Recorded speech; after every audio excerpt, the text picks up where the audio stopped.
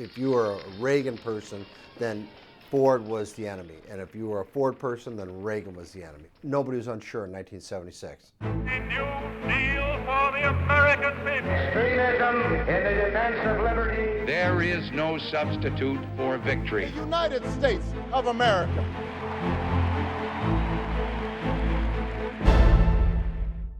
Although there's a Republican in the White House, this is a season of discontent for many members of the grand old party. Many of its conservatives regard President Ford as far too liberal. If the party turned to you in 1976, would you be available? Anyone who was approached by his fellow citizens in a call to duty would have to give serious consideration. Ronald Reagan in 76 owned the soul of the Republican Party. There's no doubt about that. Not the practical side, but the soul. The party establishment viewed him as a yahoo from California, just an actor, lost without his 3x5 cards or without a teleprompter. The populist conservative base loved Ronald Reagan. When we came out of the primaries, Reagan was behind Ford in terms of our delegate count, but Ford was short of a majority, so there was going to be a contest all the way through the convention. President Ford and Ronald Reagan are so close in their search for Republican delegates that the so-called uncommitted delegate is taking on the stature of a president maker. Our vote may count. Our vote may be important. On one hand, you get presidential pictures, on the other one, you get Hollywood pictures. The profile of a delegate is they're emotionally charged usually, they're ideological people, and a lot of them are crazy. We had to keep track of those folks and see where they were, keep them happy, babysit them.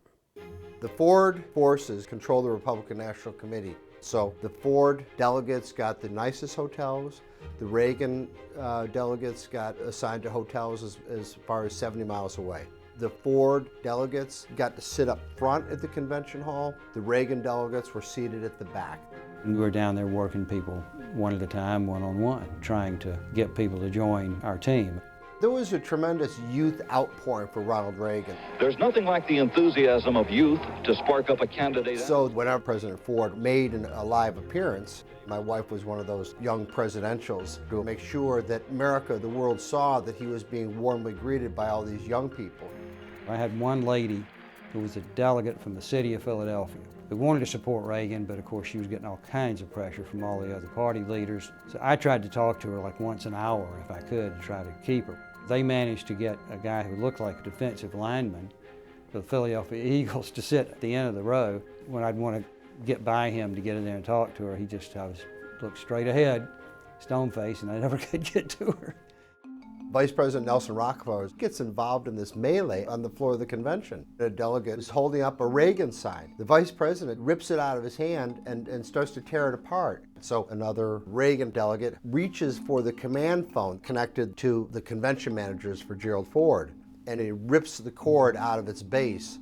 And so Rockefeller is photographed holding a torn apart phone. The thing that I feared the most in Kansas City was the platform. It's like you've got a matchbook and you got gasoline sitting there. If you throw a match on it, you've got emotions that just start going crazy. The Ford strategists say their aim was to do what was necessary to prevent floor fights and to convince the conservatives that Mr. Ford is a candidate they can support. Reagan thought we weren't tough enough on Russia, the Panama Canal situation, giving it back to the Panamanians. So I just told my people, give them anything they want. I'm here proudly to nominate Ronald Reagan for the office of President of the United States. For the presidency of the United States of America, the name of Gerald R. Ford. If you're sitting incumbent president and you come into a convention and you can't get the votes on the first ballot, you're going to start going downhill. State of West Virginia proudly presents 20 votes for Gerald R. Ford. The chair declares that the nominee of this convention for the presidency of the United States is Gerald R. Ford. My emotion was pure relief. Ford knows he's the nominee of a broken, divided party. He's got to unify the party. The quickest, best way to do so is to have Ronald Reagan come down to the podium and say a few words and try to heal this thing. Reagan is waving, shaking his head no. He believes that the spoils go to the victor, that it's Gerald Ford's night, Plus, the animosity runs very, very deep between Gerald Ford and Ronald Reagan. On the other hand, Reagan is a party man, and he knows that if he's got any future with the Republican Party, he's going to have to go down.